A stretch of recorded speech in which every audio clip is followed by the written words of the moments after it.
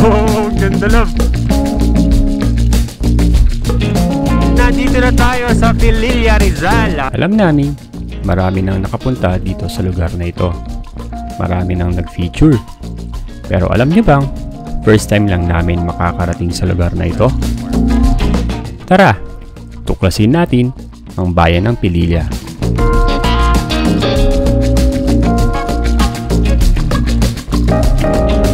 Nakilala bilang lugar ng mga nagtataasang mga windmills dito sa lalawigan ng Rizal. Akalain nyo yun? Mas nauna pa namin mapuntahan ang Ilocos Norte Windmills bago itong Pililla Windmills. Kaya ngayon, samahan nyo kami sa aming first time experience dito sa bayan ng Pililla, Rizal. At tuklasin natin muli ang nakamamanghang katalinuhan ng tao sa larangan ng paggawa ng enerhiya. Magsa-side trip din tayo sa kakalsadahan ng Marilake at mag-aalmusal sa isang payak na restaurant sa tabing kalsada. Kaya ano pang inaantay nyo? Tara't samahan nyo kami dito sa Pililla, Rizal.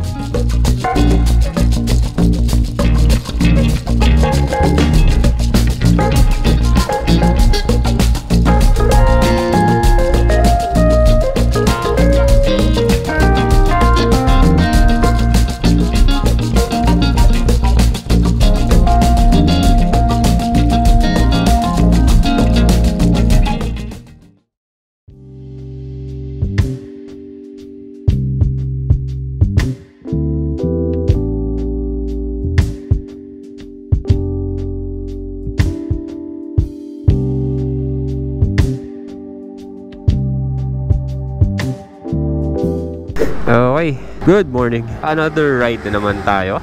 Try lang natin kasi kahit malayo na yung nararating namin, hindi pa namin napupuntahan yung Pililla Wind Farm sa Pililla, Rizal, di ba? And nga pala, sa mga nagtatanong kung ano yung preparation namin kapag magra-ride ng mga ganito, syempre sinusunod lang namin yung blow bagets. Ano ba yung blow bagets, di ba? Mostly sa kotse siya nag-apply, pero pwede rin siyang mag-apply sa motor. So, blow bagets, battery, check natin yung condition ng battery natin. Lights, kung okay siya, kung gumagana. Ayan, gumagana naman natin mga lights. Oil natin is nandito.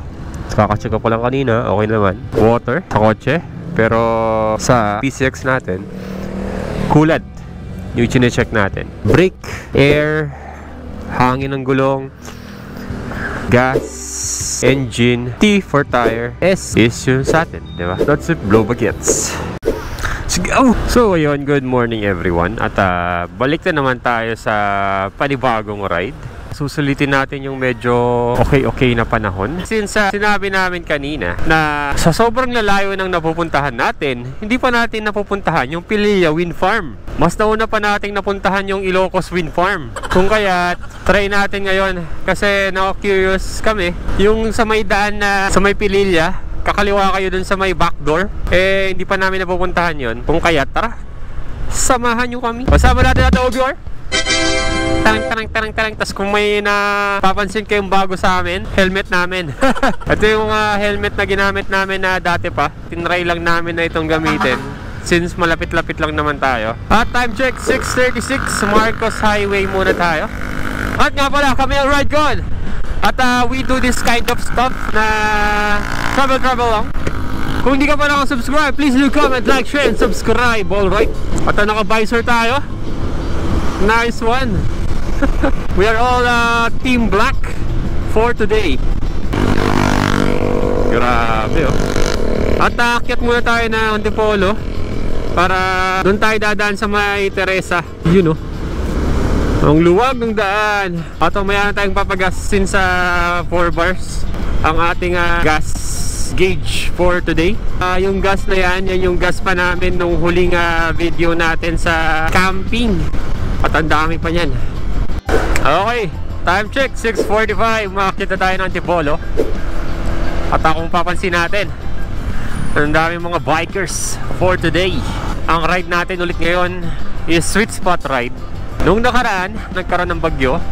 At ngayon is medyo nandun tayo sa part na pabagyo, na paulan, na hindi. Sana hindi tayo uulan sa na ride na to. Alright, so nandito tayo sa Antipolo Public Market. Time check, it's 6:51 at meron lang daw tayong 57 minutes bago makarating dun sa ating kakaliwan, dun sa may curious kaming kalsada. You know, Antipolo Public Market yan. At next time siguro sa mga videos natin, hindi pa natin masyadong napupuntahan tong Antipolo, no? Try nating libutin ang Antipolo kasi sa tinagal-tagal namin dito sa malapit sa Antipolo, hindi pa namin napupuntahan yung hinulugang Taktak Falls. Oh, di pa ako nakapuntang Pinto Art. Try natin yan. Alright, rotunda na tayo. Time check, it's 6:56 in the morning. Dito parang paulan. Dito medyo okay. At padiretso na tayo ng Teresa Morong Baras, Tanay. Lupit, dahil siguro kakatapos lang ng mga pag-ulan at bagyo, ito tayo ngayon, nakaka-experience tayo ng fogginess at basang mga kalsada, pero hindi umulan. Yun, para tayo nasa Baguio. Grabe, foggy Antipolo. At dahil medyo nag-uulan at nagkaroon ng bagyo nitong mga nakarang araw, medyo naabutan tayo ng mamasa-masang panahon. Pero okay lang, at hindi naman ito nagtagal. Wow! Sea of clouds na po. Charot lang. Hindi tayo sa bitukang manok ng Antipolo.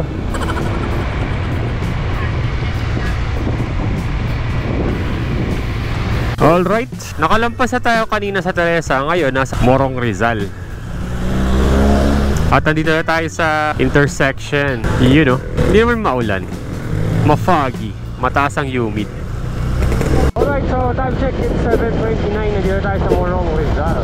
At as usual, napakaganda pa rin yung lugar na ito. At kung naman sa channel namin, we are right on. At we do this kind of stuff na travel mostly pag may free time. And may mga other videos pa kami dun sa video tabs na pwede nyo rin mapanood. Alright. Tapos shoutout sa mga children. Hi kids. So nag-travel ulit tayo ngayon. At sa mga nagpapa-shoutout pala, shoutout po sa inyo. Thank you, nababasa namin lahat ng comments nyo. Di lang namin ma-replyan lahat, pero hanggat maaari nire-replyan namin yung mga comments nyo.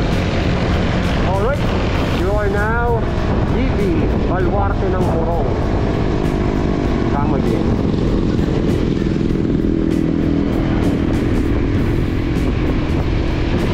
Normally kapag dumadaan kami dito, mabilis kami. Ngayon na chill ride lang tayo. Chill na ang ating takbuhan for today. Ganda ng panahon ngayon Ang chill. Daddy chill. Kung mararamdaman nyo yung alam nyo yung parang basa yung hangin na malamig na hindi siya umuulan no? Humid high humidity. Maganda sa skin. Chill ride dito sa Baras, Rizal. Alright, so time check, it's 7:47. Nandito na tayo sa Pililla, Rizal. Lapit lang, di ba? Mga rides natin na hindi kailangan malayo. Chill lang. Alam niyo ba na ang dating pangalan ng Pililla, Rizal ay Pilang Munti? Tinawag itong Munti bilang kabaliktaran ng mas malaking bayan ng Pila na nasa probinsya ng Laguna.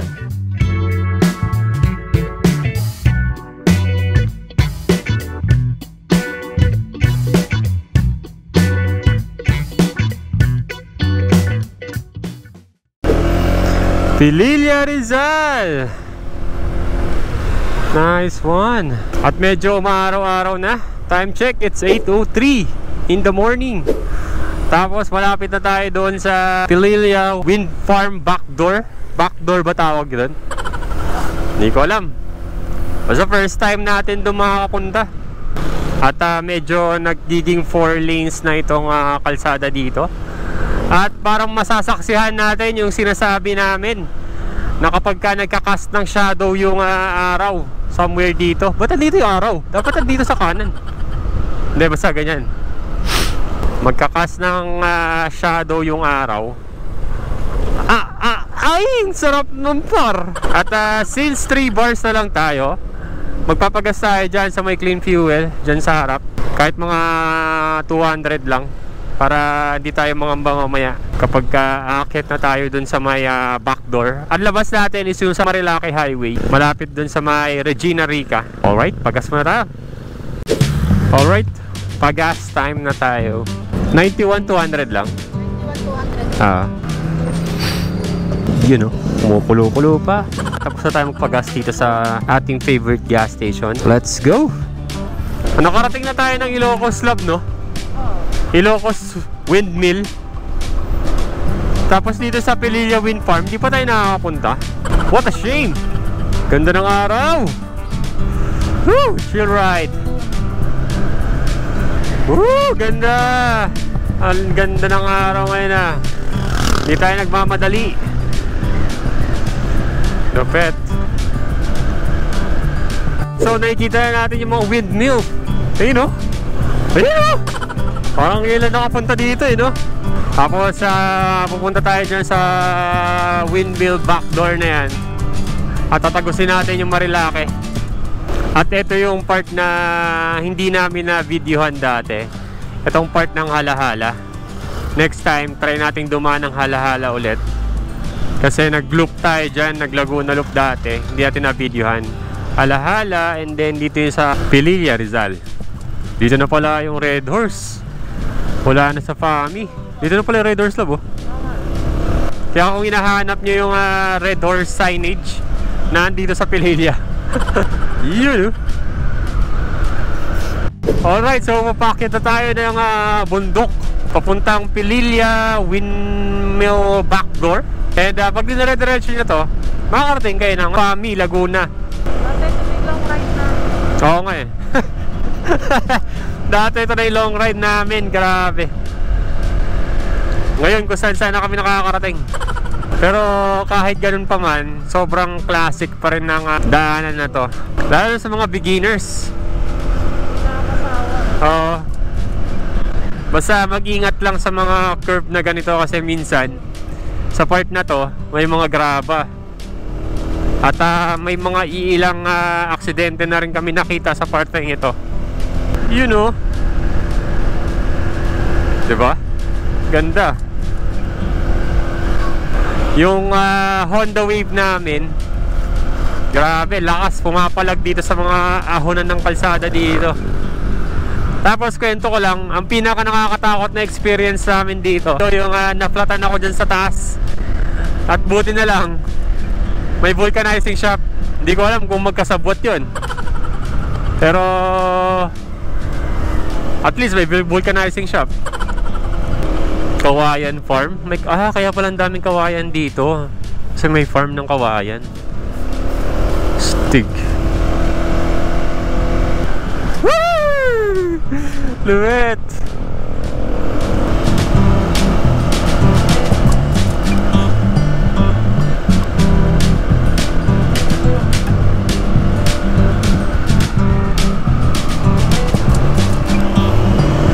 Wow.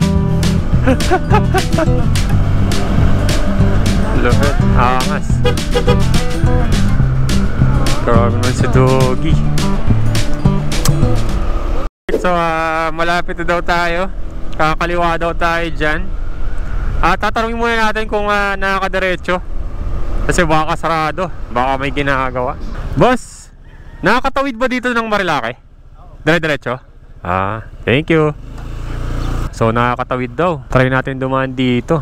Ayun, oh, mga windmill. At kung makikita nyo sa mapa, nandito tayo ngayon sa Jaan. Tapos diretsohin natin dito, palabas tayo ng Marilaki. Alright, let's go!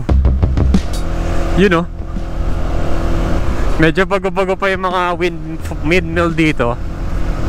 Kasi sa Ilocos, no, parang may mga grasa nang lumalabas sa mga ALC. Oh, since di ka nakapunta ng Bangi Windmill Lab. Nabulog pa naman tayo. Oo nga. Nakapunta ka naman dito sa Pililla Wind Farm. Okay, pinatay muna natin ang ating HSTC para wala siyang problema pag off-road. Wow! Napakalaki, gar! Lupit. First time ko lang makapunta dito, love. Ikaw ba? Siyempre.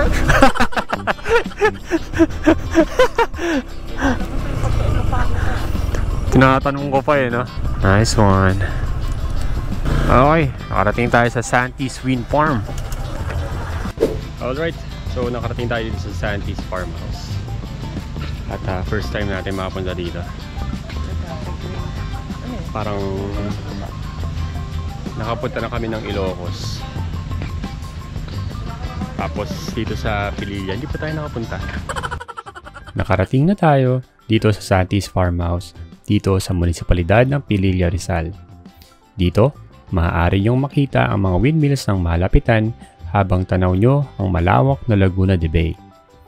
Sayang lang, at mukhang napaaga kami ng punta dahil sa tingin namin ay mas maganda siguro magpunta rito kapag palubog na ang araw at masisilayan nyo ang napakagandang tanawing ito.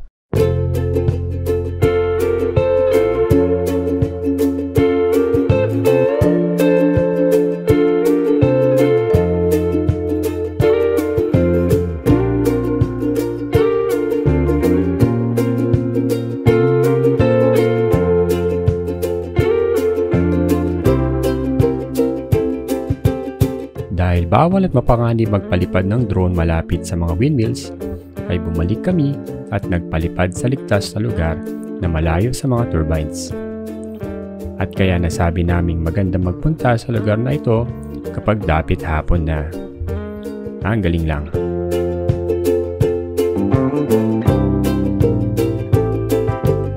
Sa lugar na ito, nakatayo ang 27 wind turbines na nakaayos sa 3 grupo. Ang bawat turbine ay may taas na 125 meters, kasing laki ng isang 33 palapag na gusali. Sa kabuuan, ang mga turbines na ito ay gumagawa ng 54 megawatts na kuryente bawat taon, na nagbibigay ng kuryente sa humigit kumulang 66,000 kabahayan sa Maynila. Napakagaling talaga!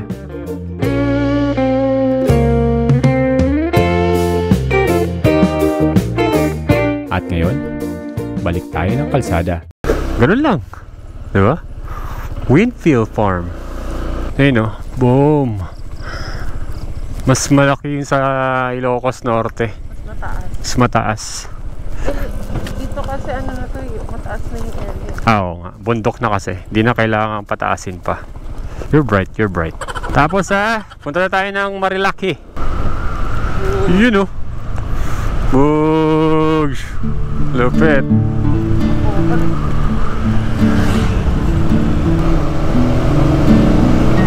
Oh, ganda, love. Stig. Sa mga oras na ito, manghang-mangha kami sa daraanan namin.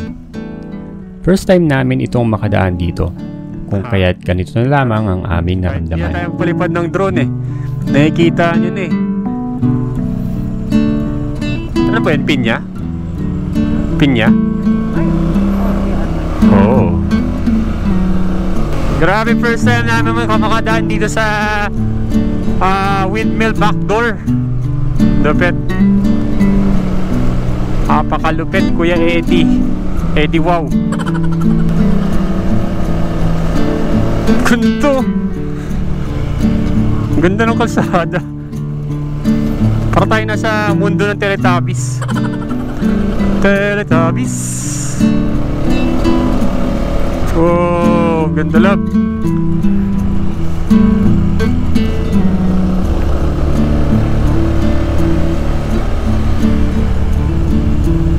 Wrong turn.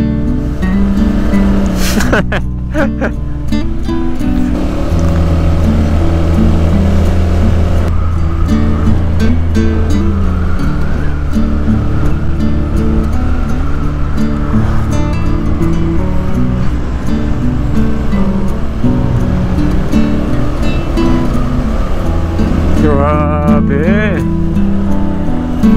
Dito tayo sa windmill backdoor.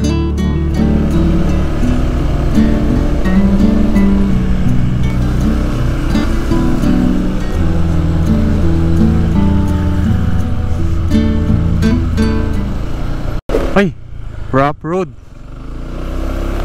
Rough road pala dito.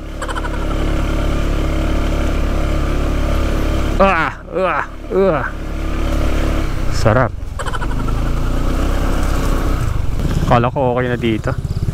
Pero saglit lang naman. Noon lang. Alright, so malapit na daw tayo sa Sampaloc, Tanay. May Eiffel Tower, oh. Wow, ganda dito. Ganda. Look. Sagada. Nakarating na tayo dito sa Sampaloc, Tanay, Rizal. Napakagaling lang. At may ganitong daan pala. Alam naming marami nang nakakaalam nito, pero gusto pa rin namin ibahagi sa inyo ang aming karanasan.